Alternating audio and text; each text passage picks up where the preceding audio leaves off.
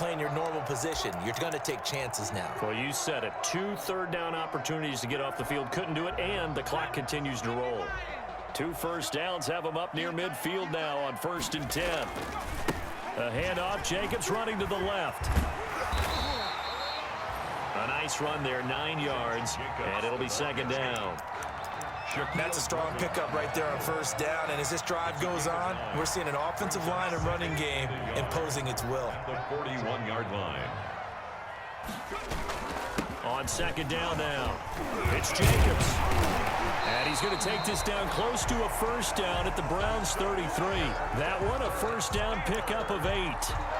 Now, yes, a 2-possession game, but a good chunk of time on the clock, so they have the ability still there to run it on 2nd and short, but maybe they need to pick it up a bit. You're right. They did pick up the 1st down there, but they, as you mentioned, they have to pick up the pace now because it's a 2-possession game. They've got to get there twice to make sure they have a chance to win.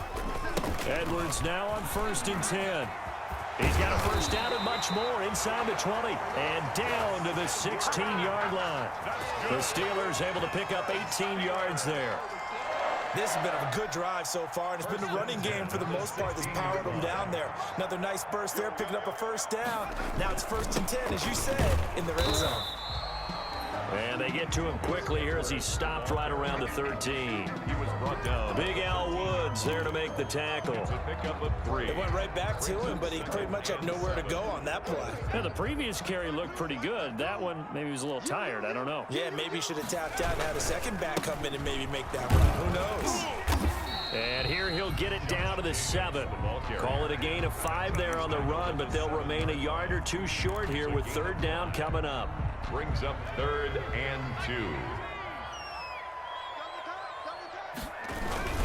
Once again, it's Jacobs. And boy, he is very close to a 1st down, but from where they're spotting that football, he's going to be a foot or so short. Give him a yard on the play, and he's definitely short. It'll be 4th down and a few inches. In less than a yard. They go with Jacobs. And he will have the 1st down before he's brought down at the 3. The time to pull out the stops is now, and they convert there on 4th down. 1st and goal at the 3-yard line. The Steelers were last in the NFL in red zone touchdown percentage a season ago, down around 35%. It's 1st and pushing and fighting his way in for a Steeler touchdown. Josh Jacobs, his 2nd touchdown of the game, his 3rd on the year. And the Steelers are able to cut into that deficit. And it's good, so that will get them back within 1 score. Makes the score Browns 28. Steelers. Following the touchdown, Dustin Hopkins will kick it away. This is Gibson. And they'll get him down inside the 30 at the 27. Browns take over 1st and 10 at their own 27-yard line.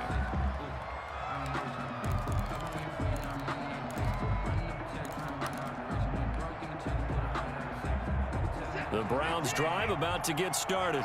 Their lead back down to 1 score after the touchdown a moment ago. 1st down's a must on this drive as they start out here 1st and 10. On 1st and 10, Watson. Buying time to his left. Good coverage downfield led to him taking off, picking up the 1st down on a 13-yard run. How many times have we seen this late in the 4th quarter? Because you know the pass rush is getting after him, and they get upfield, get that great push, and what do they create? Space, and he takes off. Not totally home free yet, but it's looking good as they come up 1st and 10. They'll try and run some clock with Fournette. Give him 3 on 1st down. It'll set up a 2nd and 7. And his defense here going to burn their 2nd timeout.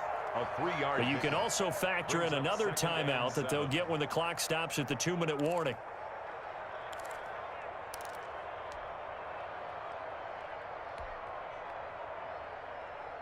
Three yards on that last carry. Here's 2nd and 7. They'll run it again with Fournette. And he's going to have to protect the football and take his lumps here at this stage of the game as they stop him behind the line. And now here comes the 3rd of their timeouts defensively. So they'll be left with only the 2-minute warning to stop it from here on out.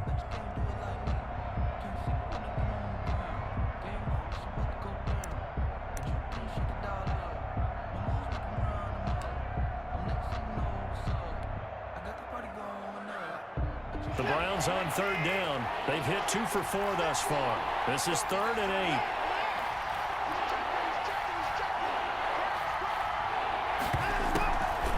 8. On the draw, this is Fournette. And he gets this only to the 44-yard line. Not near enough to keep the drive alive. Just a gain of 2 there, and it's going to bring up a 4th down. We've got a 1-score game with inside of 2 minutes remaining.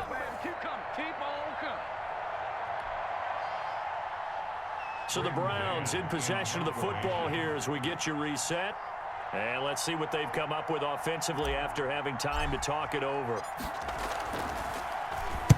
This is away, but boy, headed straight for the sidelines. And this will be out of bounds, and they spot it at the 15-yard line. Not too bad. At their own 15-yard line.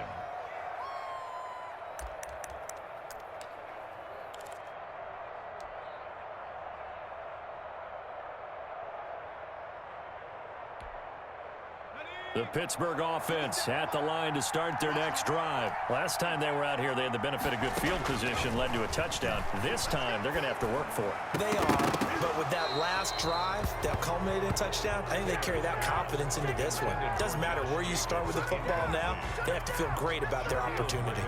He did a fine job there of not hitting him before the ball arrived, and I've got to tell you, you can often mistime that play because of the angles of approach. When you're going to get him, sometimes you panic as well and think, I've got to be there right now. Instead, in this case, timed it perfectly and knocked it free. Throwing now is Taylor. Now they set up the screen. That's complete. And he'll take this across the 25 before going out of bounds. It's a 1st down on a gain of 10. Well, how about keeping your head about you in this situation? No more timeouts. Finds a way to get out of bounds. Now they can breathe a little bit as they contemplate what to do on the next down.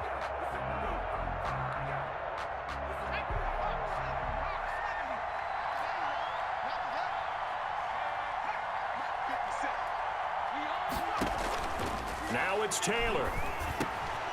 He's going to hit his man out of the backfield. Complete. This will be stopped about 2 yards shy of the marker. 8-yard gain, 2nd and 2. Facing a 2nd and 2 after that last catch, good for 8 yards. And he'll get up to the 43-yard line. That's good. A couple of 1st downs has the football positioned at the 43 as they come up 1st and 10. 43-yard line. He'll look to throw. And that's going to be incomplete. Too tough to hold on to that one. It's 2nd down. And partner, to me, that one was all about timing. If he's there too early, it's going to be a pass interference call. If he's too late, it's a completed pass. He was Johnny on the spot on that one. Taylor incomplete on 1st down. Here's 2nd and 10. Off the play fake. Here's Taylor. Complete. It's Johnson. And he'll be taken down, but not before he works it past the 50. 11 yards there, 1st down. Party, you got to like what they're doing right there. Little by little, they're getting closer. Another good pickup. 46-yard line.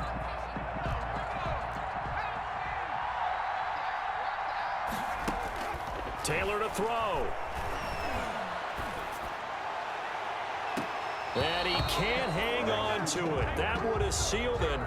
Instead, 2nd down. Johnson. Similar to a shooter in basketball, just connected on the previous shot.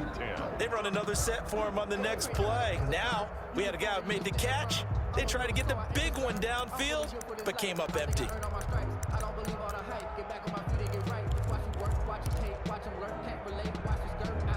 So after the incompletion on 1st, now 2nd and 10.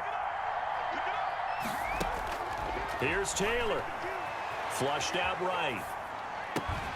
And that is incomplete. A lot of force bearing down on him there. He could not hang on. It's 3rd down. That was an interesting look there because as soon as he got outside the pocket, I thought he was going to take off and run for yardage. But what often happens now with these quarterbacks who can move, defenses want to try and keep bodies in front of them, and I think that discouraged him from taking off. and made him try a pass downfield that fell incomplete. Big play coming up. Here's 3rd and 10. I would expect to see some pressure here. The pressure drops off as they'll look to throw. And the throw there going to be incomplete. What a great sequence by this defense so far. They've given him nowhere to go with the football. And they just have to make it stand up one more time because it appears that they've got their number. Can they not have a slip up here and allow the touchdown? One score down. Here we go. They're going to go for it here on 4th down.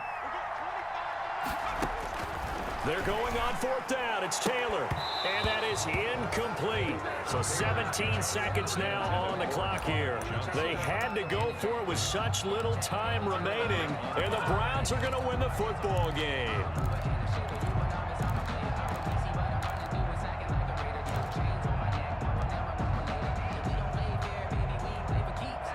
They've got good starting field position as they come up here 1st and 10 at their own 46.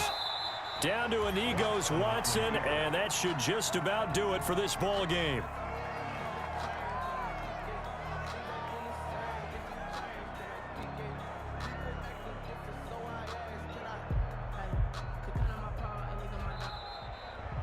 So Cleveland able to come away with the victory here. And you look back over the score sheet, interesting. A very clean game, no turnovers by either side.